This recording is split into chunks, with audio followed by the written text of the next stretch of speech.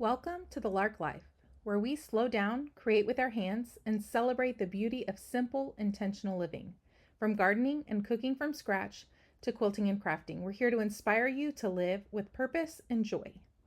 Join us as we weave together skill, story, and sustainability, one handmade moment at a time.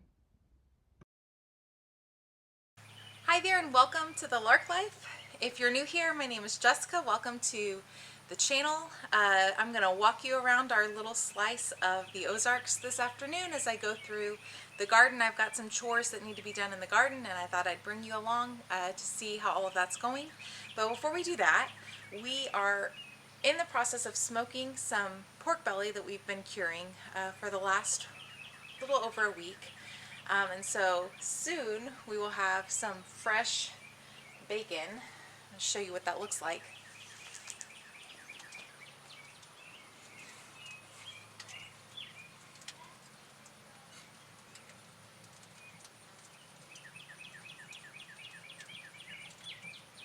All right, so we're gonna start in the garden that I have up here in the front. I've got 5 raised beds. They're each about 20 feet by 3 feet wide. And I've got a variety of things planted in them. So what I'm gonna do today, I'm gonna finish pulling out some carrots and turnips and beets that are still here so that I can make space for some other things that are gonna grow. I'm gonna show you my snow peas, which I intentionally let go to seed. So I'm gonna be snipping those off and moving those out again so that what's there, cucamelons are coming up, and so I wanna give them space to grow. My bok choy that I let go to seed also, it's about time to get that. Those are about dried. So we'll look through all of that, and then I've got to just trim up around the tomatoes and peppers and trellis some things, stake some things a little bit better. They have been growing crazy fast with the rain that we've been having, and so just a little bit of work that needs to be done. There's a ton of weeding, which I probably won't get to all of that because I want to also take you out back to our in-ground beds to show you what's happening there. I've got some things that need to happen back there too pretty soon. So we'll see how far we get today, but we're going to start here in our garden. So this first bed is our strawberries. I've got my calendula that's doing awesome. I've been harvesting this calendula pretty much daily and taking it in and drying it. I use this and some of the salves I make, so I'll go ahead and pick some of that while we're out here in just a bit. These are our snow peas that I'm going to be taking out. I'm going to just snip those off. I'm going to leave the roots in. I'll drop all of this into the compost once I get all of the dried snow pea pods off of it. We've got some okra coming up, and let's see, just in this bed we've got a little bit of radishes and beets and turnips and carrots. The big thing is the carrots down here at the end. Some of them have started to go to seed. So I'm going to go ahead and pull these out. Now I was looking the other day. This one that's flowering is a purple carrot variety that we really, really like. So I'm going to let that one go to seed. This one is from a white variety that we didn't really care for.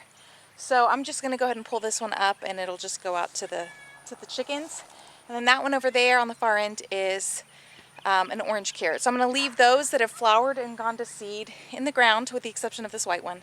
And then I'm going to just pull the rest of the carrots out, pull the rest of these root veggies out so that I can clean up this bed and prep it for some green beans and some other things that we're going to plant. So we're going to start here, and then we'll get over to our bok choy seeds and cleaning up some of the other areas, staking up the cucumbers and tomatoes that have grown that need to be staked a little more. So I'm going to get to work.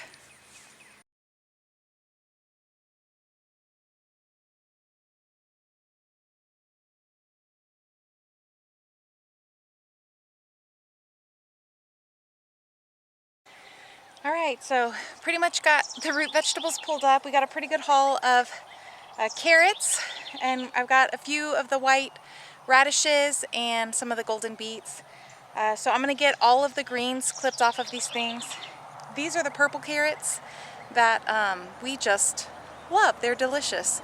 So I've left The purple carrot and the orange carrot, one of them that had flowered, it's going to seed. I left that in the ground just to see. All right, so here are our snow peas. You can see they are done, they are spent.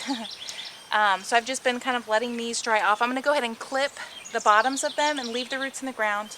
I'm gonna remove all of these. A lot of the peas are already mostly dried out, and I'll just let them finish drying out. And once they're totally dried out, let me show you.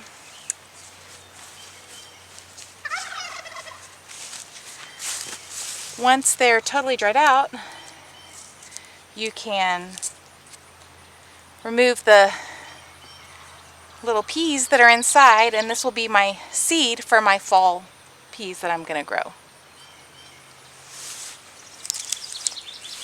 Alright, so let's get all this pulled out.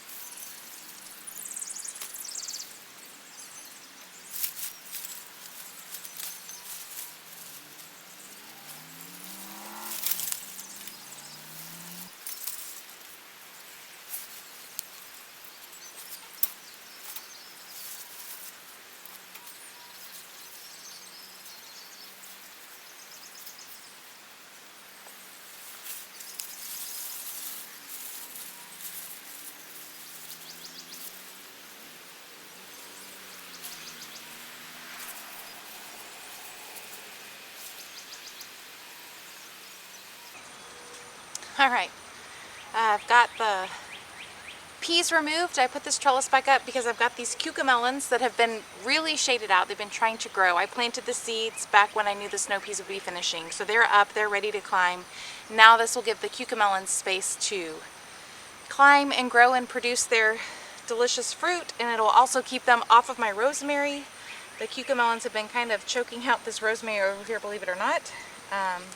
So that'll give my rosemary more space to grow. I'm going to get all of that clipped. Now let's look at the bok choy, and then we'll get things trellised and move on to the back. Alright, so I'm going to start on this side. I've got this purple lady bok choy here. And you can see it's flowering, and once it flowers, it makes little pods these will end up full of seeds. And so this one is still green, it's still trying to produce the seeds. The green bok choy went to seed many, many weeks before this purple bok choy, and so it is already drying out. As it dries out, the stalks literally just fall away from the plant. And so once it's totally dry, let me set this up so I can show you.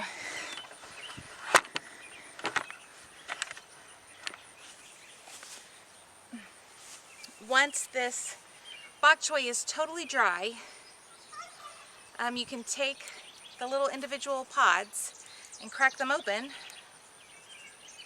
and each pod is full of tiny little bok choy seeds. So I will be harvesting all of these seed pods and have a ton of bok choy seeds. I'll have enough to share, way more than I can ever plant from this one plant just that I let go to seed. So I'll be pulling these out soon. I don't need the space right now, and they're not bothering anything else, so I'm going to leave them be for now, but they are just about ready. I just have been coming out and picking up the dried green bok choy stalks as they fall off, and then just waiting for the rest of these to finish drying out, and then we'll do the same with this purple guy here. This one was actually our favorite, so I want to make sure I get seeds from this one as well. And then in the fall, when things cool down, we'll replant these and have a fall crop of those. The cucumbers need to be trellised, and some of the tomatoes need to be staked again, so I'll get my little clips and we'll walk through and do that now.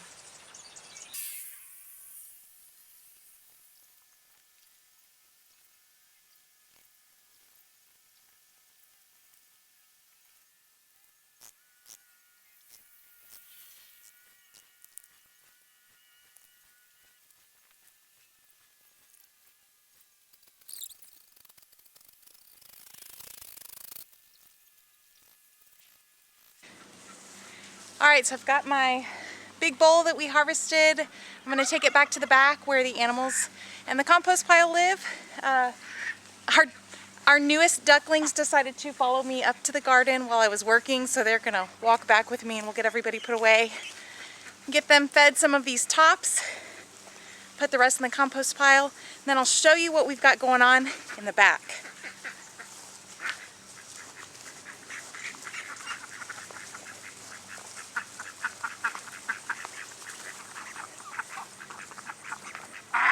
I love our little ducks. They're the sweetest.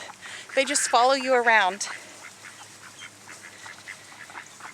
They have such great little personalities and they're so fun.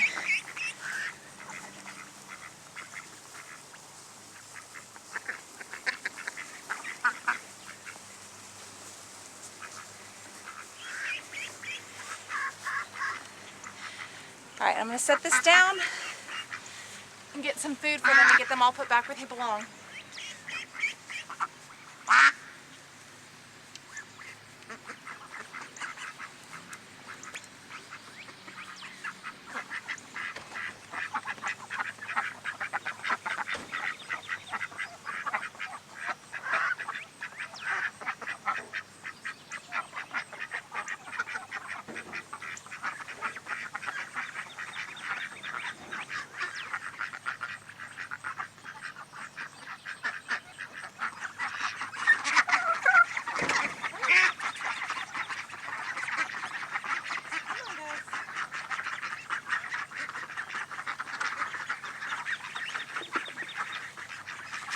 All right, so now we're gonna take some of these beets and radishes over to our rabbits. We're gonna walk this way to where we have them. Our mama Martha is doing great. She and her litter of bunnies. And our buck Snoop.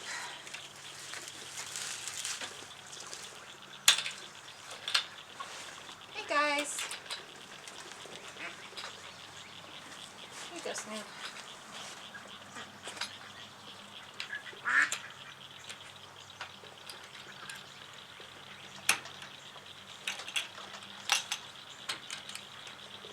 Watch out, guys. Watch out. All right. Let's go refill their waterer while we're here.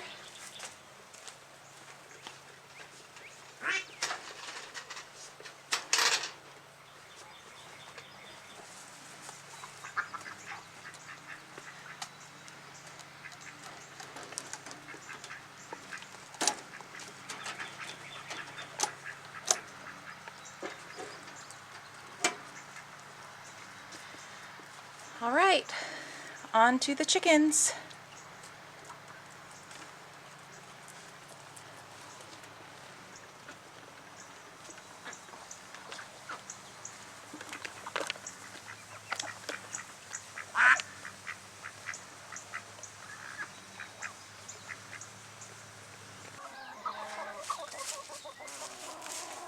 All right, ladies.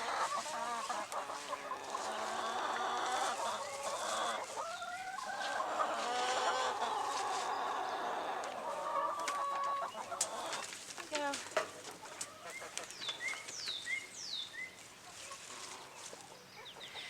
All right, so the ladies are enjoying their little snack. I'm going to get all of those carrot tops cut off and throw the tops into the compost pile and just take the carrots and the radishes and turnips and beets inside with me so that I don't have to deal with all the greens in the house.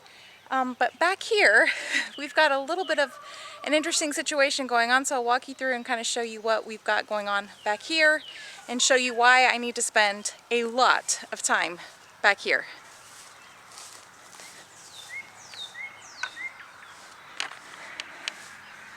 All right, so here there are a few horseradish plants that I was given by a friend that have been overrun with grass. I'm going to get in here and kind of mow between the horseradish plants and then just kind of hand weed the rest that I can. And this row here in the middle,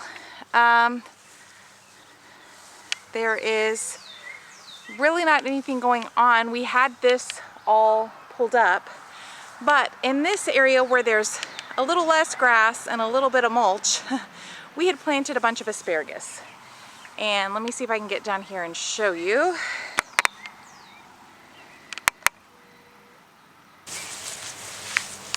All right, so we planted asparagus back here. We had totally tilled everything up. We put down a thick layer of wood chips, thinking that that would be sufficient. We planted our bare root asparagus crowns, and the asparagus is, despite how awful this looks, the asparagus seems to be doing okay. And I've been thinking through the best way to manage this, to handle this, because the grass is ridiculous. There's no way, like, trying to weed all of this is gonna be a nightmare. I had a friend over who suggested that I just dig up my asparagus. So I'm gonna dig them up and I'm gonna move them probably to a raised bed. And then I'll be able to go over this ground and put a good layer of paper or fabric before we do the wood chips, so that we can really manage this grass that's taking over everything back here. So that's what's happening here. All of this asparagus that's kind of grown in, I'm gonna come through and I'm gonna be digging that up. Not in this video, we'll save that for another day. Then behind me, we had our elephant garlic that we dug up. So I dug up and cured a bunch of elephant garlic, so I have plenty of seed for the fall. I have plenty for us to use just for our cooking in the kitchen. I gave a ton away to a bunch of different friends so that they can grow some and have some just for fresh eating as well. Then in that area, because that just came up, it volunteered, we didn't even really know what was going on. We didn't really get to treat that area of the garden very well. There are some garlics and some onions kind of planted near that area. So I'm gonna just do my best to hand weed and keep the grass at bay in that little section until those are ready. Some of those onions are about ready. I'm probably gonna pull some of those onions soon. The garlic need a little bit more time. And then behind that, we had an area that we did wood chip a little more heavily when we planted the onions and garlic. The grass is still coming up like crazy, but not as bad. And I think we'll be able to be okay in that little section and just wait until those things are ready in another month or so. But that's kind of what's happening here. So let me show you some of this onions and garlic back here, and then I'll show you something very, very sad. So this is pretty bad. I feel a little bit like this is inviting somebody over to your house when it's a complete disaster. I'm inviting you into my garden while it's a hot mess. I'm used to summers in South Texas where there is very little rain and the sun is crazy hot and the grass struggles just to survive. Here, there is so much moisture that if you don't cut your grass every single week, it is out of control.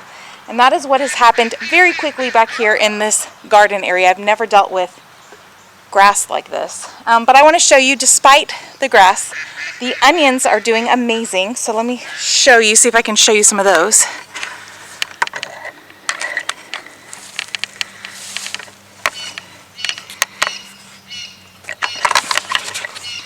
Alright, so let me pull away the grass so you can see, but you see I've got some really good size onions. They're doing pretty well. They are almost to the point of kind of flopping. They're starting to just barely fold over and yellow. I'm going to give them a little bit more time, but they are starting to do that. This variety in particular that was planted a little bit earlier. Then over on this side of where the elephant garlic was, I've got just some small regular like cardinal garlic that is growing, that is not quite ready yet, but as soon as it's ready, and I'm just trying to keep the grass back as much as possible. So yeah, we've got onions interspersed with the grass all the way down, but they're all looking fairly good considering. Considering here's another pretty good sized one that's just about ready.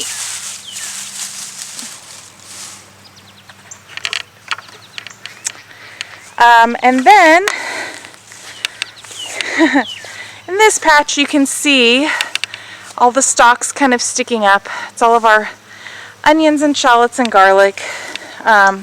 So again, I'm gonna just try to let them ride it out, see what we can get out of it this year, and then we are going to really cover that to kind of keep the grass at bay.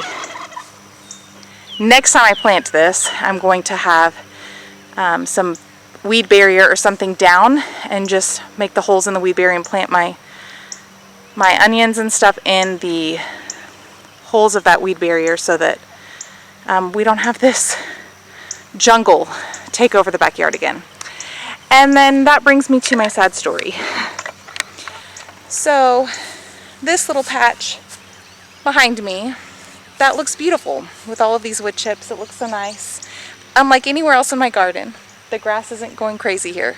We had rows of green beans and purple whole peas planted, and they came up and were looking beautiful, and the deer and the rabbits have helped themselves, and so I don't have any more, so I'm trying to figure out what I'm going to put back here. I'm probably going to put green beans up in the front raised beds where we just removed all of those root veggies. We've got corn. There's a couple varieties of corn over here. So my sweet corn is further behind. This is a red Montana that's more of a dent corn, a soft corn for flour. This one's pretty much ready, and this sweet corn is just starting to tassel, so it'll be forming ears of corn pretty soon. And then my luscious squash paradise.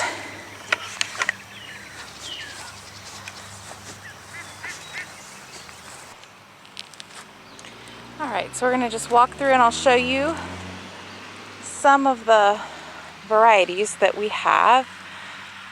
They are starting to make fruit here in my squash paradise. If you spied them, I've got a couple of watermelons here that are slow to take off that I'm really going to have to work to make sure they don't get crowded out by the squashes that we've got planted back here. And there is fruit hiding all under these leaves. So let me see if I can find some to show you.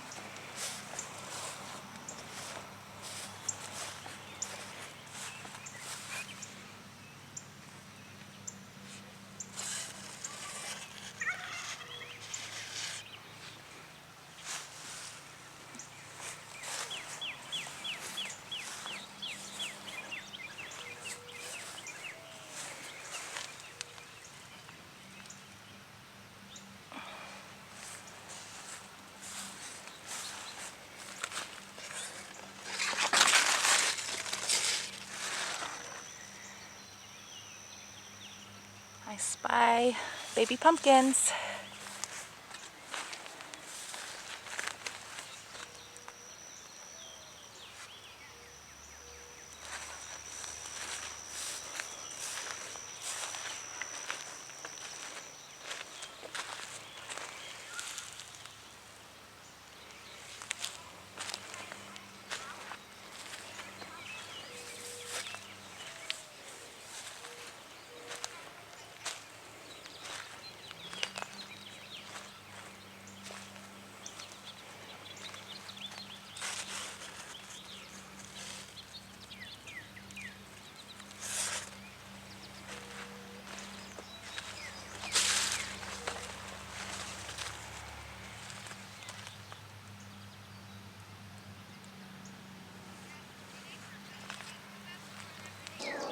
So, while we're back here, I want to share a funny story with you.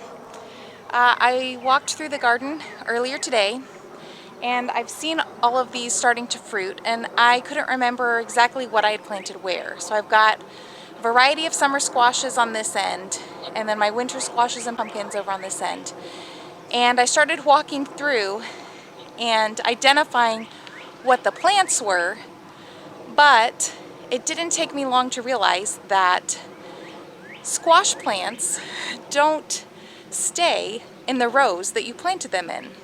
So some of my squash that I have planted here in the center of the garden vine all the way out to the outer edges. So when it comes time to harvest my squashes, it really is going to be like hunting for buried treasure to try to find the summer squashes that are ripe in the midst of all of my winter squashes that are still ripening, especially because they're going to be hiding under these gigantic squash leaves.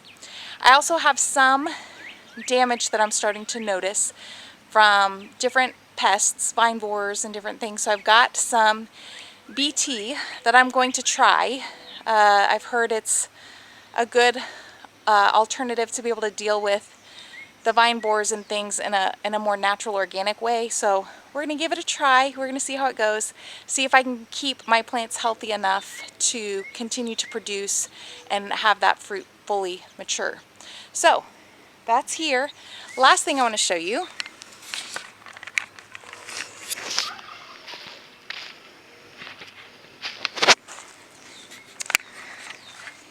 in this sea of grass between where my blueberry bushes are growing and where the garden is, I planted some potatoes. And I came out yesterday and I noticed that the potato varieties that I had 4 plants here on the end that were completely dead and dried out. So I went ahead and dug up those potatoes. They're inside. I'll show you what they look like in just a little bit at the end of the video. And I'm just watching these. I will probably be digging the rest of these up soon, and I will definitely bring you along for that. It's the first time that I've actually planted potatoes, and so the first time I'm actually getting to harvest them, and it is a lot of fun. You have no idea. It's like digging up the carrots. You never know what you're going to pull up, and you're going to end up with this monster carrot or this little stunty one. The potatoes, it's so much fun, so I'll make sure to bring you along for that. I'm going to snip the tops off of those carrots. I'll get everything inside and show you all the potatoes that I dug out last night, the carrots and stuff that we harvested right now, and then we will see what we have time for after that.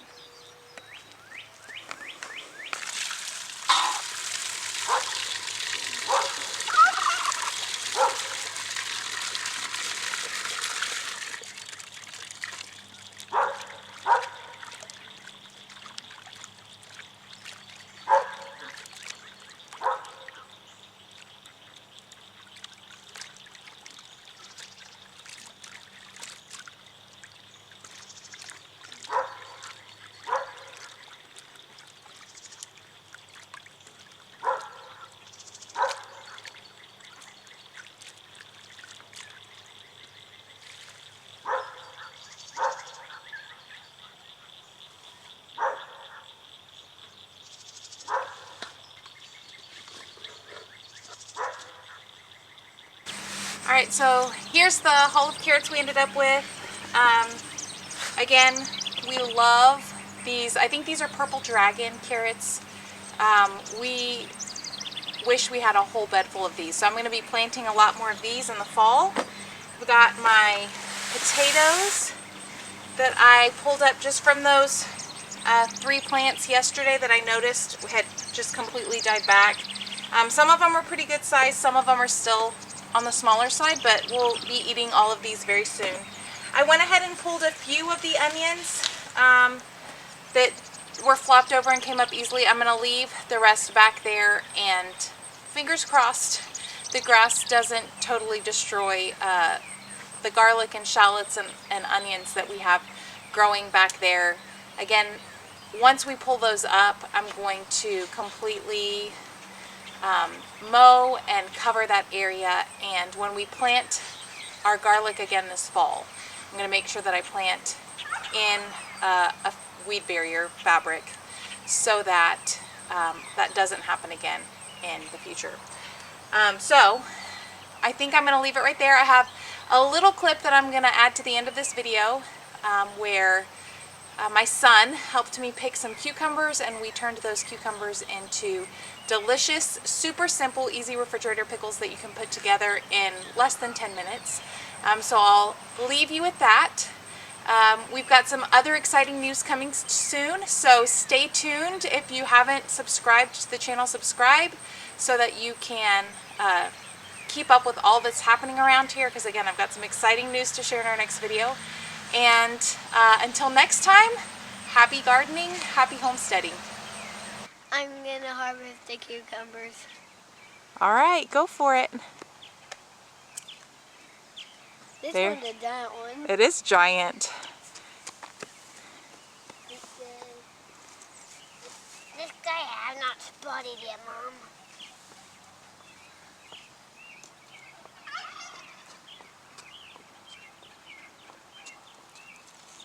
Come on. Wow, you're a sneaky one.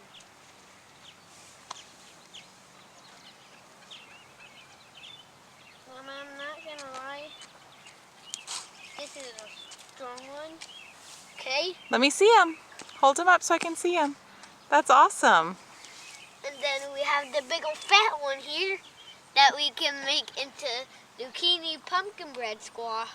No, those are cucumbers, not zucchinis. Cucumbers. So what do we make with cucumbers? Dinner. What about pickles? Should we make some pickles? Are these litty pickles? Yeah, those are litty pickles. Mom, I thought you said these were cucumbers. Cucumbers are what you make pickles out of. You use cucumbers to make pickles. Mom, these are little pickles? Yeah. Pretty awesome, I huh? don't get it. I don't get it. Should we try to make some pickles with those? Perfect. This one looks like... Don't hurt them. Be gentle with them. Okay, these two are good. Do you see any others hiding? Let's see if there's any others. Okay.